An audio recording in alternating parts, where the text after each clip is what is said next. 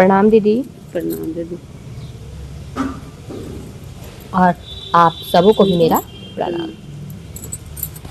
और आज मैं आप लोगों को मिलवा रही हूँ सोनी दीदी से, जो कि गया की रहने वाली है। और संजोग क्योंकि हम लोग महादेव को गुरु बनाए हुए हैं, तो हम लोग जहाँ भी जाते हैं या जिनके बीच भी रहते हैं तो चाहत यही रहती है कि महादेव की बात होती रहे।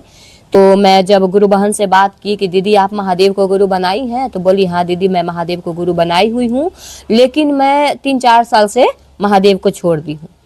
और संजोग से दीदी के यहाँ पुस्तक आओ चले शिव की ओर भी है।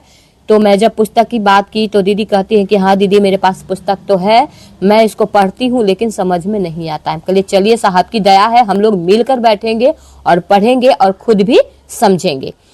तो एक दिन की बात है कि दीदी और दीदी के हस्बैंड गुरु भाई भी, मतलब हम लोग तीनों लोग बैठे और पुस्तक पे बातें कर रहे थे।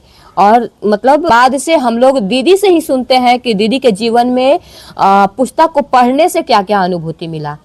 तो दीदी आप अपने बारे में थोड़ा बताएंगी कि आपने कब से महादेव को गुरु बनाया और कैसे कैसे आपके साथ क्या हुआ, आप थोड़ा बताएंगे। दीदी हम 2007 से शिव को गुरु बनाए और लगभग 17-18 साल बीत गए। तो महादेव की कृपा से ठीक से रहते थे, जो बन रहा था, जो महादेव की कृपा से हर चीज़ शिव की दया से पूर्ति हो रहा था। लेकिन बीच में दीदी 3-4 साल पहले हम शिव चर्चा करना छोड़ दिए। कुछ कारणवश हम छोड़ दिए तो थोड़ा सा दिक्कत तो ज़्यादा आने लगा।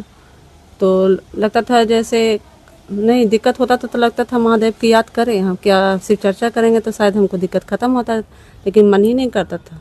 सोचते थे भी, फिर भी नमः शिवाय करने का मन नहीं करता था कि हम प्रणाम भी करें। और दीदी मतलब 14-15 साल करके ऐसा बीच में हुआ। तो दीदी यही शरीर है और चले शिव की ओर बुक पढ़ रही थी। तो बीच में हम गए छत पे, तो हमको लगा कि ये बुक पढ़ रही हैं तो बैठकर हम भी सुनने लगे और मेरे हस्बैंड भी सुनने लगे। तो सुनने लगे दीदी, तो एक दिन सुने तो लगा कि नहीं, महादेव को फिर से लगा कि हम मतलब नमः शिवाय करें, मतलब व्याकुल टाइप का होने लगा। जैसे जब से बुक पढ़े दीदी, शाम से लगा नहीं हम शिव चर्चा करके ही सोएं। तो फिर से वही रूटीन पहले जैसा स्टार्ट कर दिए दीदी। बुक पढ़ने के बाद उसी हिसाब से दीदी थोड़ा थोड़ा जो सोच रहे थे, लेकिन मेरे पास वो हो नहीं सकता था जी। वो हो नहीं सकता था दीदी। लेकिन एक दिन मेरे हस्बैंड के भी कुछ काम था और वो हो नहीं सकता था दीदी, लेकिन वो बुक पढ़े, लेकिन दूसरा दिन वो काम भी शाम तक हो गया अचानक से। तो शिव की दया से वो काम भी हो गया। फिर दूसरा बार में सोचे, मतलब कुछ ना कुछ आज 8-10 दिन से जब बुक पढ़ रहे हैं, सरिता दीदी पढ़ रही हैं, हम सुन रहे हैं, अब कुछ ना कुछ अनुभूति महादेव के दया से होते जा रहा है मेरे घर में। तो दीदी जो सोच नहीं सकते, मेरे पास उतना करने का क्षमता नहीं है, वो भी काम महादेव की कृपा से पूरा दया से हो रहा है। तो दीदी से आओ चले शिव की कहानी अब पढ़ रहे, 1-2 पेज समझें और पढ़ने से कुछ ना कुछ अनुभूति शिव की दया हो रही है और अच्छा लग रहा है। अब तो मन व्याकुल होता है कि सुन लेते तो सोते। तो और आपको जैसे बाहर जाकर महादेव का काम करने का मन कर रहा है कि नहीं कर रहा है, कि जो हमारे साहब दीदी का सपना है कि पूरे विश्व के बितान पे शिव को गुरु रूप में उतारना है, तो क्या आपका मन ये नहीं कर रहा है कि आप बाहर निकल के महादेव का काम करें? क्योंकि दीदी मतलब बच्चे में परेशान थे, काम में परेशान थे, दिन भर टेंशन से उलझे रहते थे। लगता था कि ये चीज अब तो लगता है दीदी, ये सच्चाई है कि मतलब लगता है कि 10 बजता है मेरा हर काम खत्म हो जा रहा है, हर टेंशन मतलब खत्म हो गया। अब लगता है दिन भर मेरा खाली समय पड़ा हुआ है। तो शायद शिव की कृपा हो, दया है कि महादेव फिर से महादेव मतलब मेरे दिल में उतरे हैं और अपना काम सारा रास्ता महादेव खोल दिए हैं अपने काम करने के लिए, करवाने के लिए। तो मतलब बहुत अच्छा लग रहा है। और शिव की दया से अगर हम मेरे पास समय खाली तो है, तो ऐसा बात नहीं है, और मतलब कहीं पर भी शिव की बातें कर रहे हैं, तो बहुत अच्छा लग रहा है शिव की।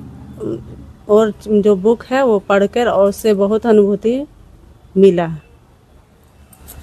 तो दीदी के कहने का मतलब है कि पुस्तक आओ चले शिव की ओर, ये ग्रंथ नहीं महाग्रंथ है। और सचमुच में इस ग्रंथ को अगर पढ़ा जाए, समझा जाए, क्योंकि साहब कहे हैं कि इस पुस्तक को पढ़ने के लिए दिल की जरूरत है। अगर हम आप दिल से इसको पढ़ेंगे तभी ये हम आपको परिणाम देगा। और सचमुच में साहब कहे हैं ना कि हम लोग पढ़े हैं पुस्तक आओ चले शिव की ओर में कि किसी ने महादेव को गुरु बनाया और वो महादेव का काम कर रहा, महादेव की ओर चल रहा है, लेकिन उसके जीवन में कुछ ऐसी घटनाएं, ऐसी विपत्तियां आती है जिसकी वजह से वो महादेव को छोड़ देता है। लेकिन कोई दूसरा शिव का शिष्य उसको फिर मिलता है, उससे बातें करता है, उसको समझाता है कि आपके जीवन में जो भी कष्ट और दुख और तकलीफ आए हैं ये महादेव ने नहीं दिया, ये हमारे आपके अपने कर्मों का परिणाम होता है, वो कर्मफल जनित होते हैं। कोई पिता अपने बच्चे को कभी दुख तकलीफ और कष्ट नहीं देते। वो महादेव भी जगत के पिता है, मेरे पिता हैं, तो वो महादेव कभी भी कष्ट नहीं दे सकते हैं।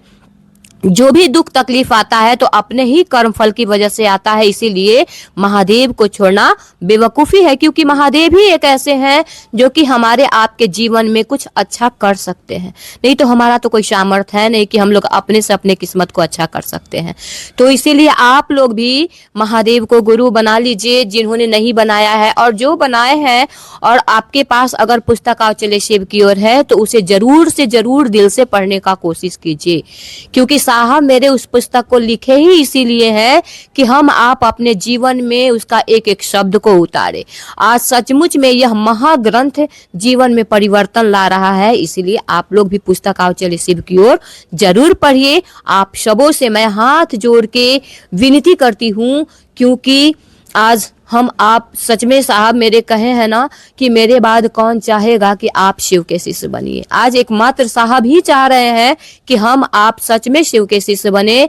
तो हम आप साहब दीदी के सपने को साकार करने के लिए साहब जो चाहते हैं कि विश्व के बितान पे एक एक व्यक्ति के दिलों में शिव को गुरु रूप में उतार देना है, तो आज हम सभी मिलकर अगर इस काम को करेंगे तो हम साहब के सपने को साकार कर पाएंगे। तो आप कहीं भी है, चाहे किसी भी हाल में है, आप जिनके बीच में है उनके बीच रह के महादेव की बातें कर सकते हैं। आप देखिए हमारे पास बाहर जाने का उतना समय नहीं होता है, लेकिन ड्यूटी करते हुए भी कहीं भी रहते हैं तो महादेव की दया से मौका मिल ही जाता है बात करने का।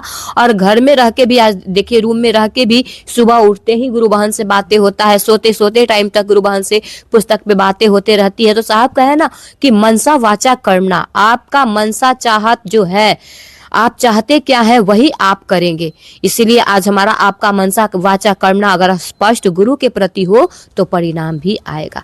हम चाहते क्या है, रिजल्ट वहीं से आना शुरू हो जाता है। इसलिए आप सबों से मेरा निवेदन है कि आप सब भी महादेव को गुरु अगर नहीं बनाए हैं तो बना लीजिए, और अगर बना लिए हैं तो पुस्तक आओ चले शिव की ओर को पढ़ने का कोशिश कीजिए, क्योंकि ये हमारे आपके जीवन का परिमार्जन कर देगा।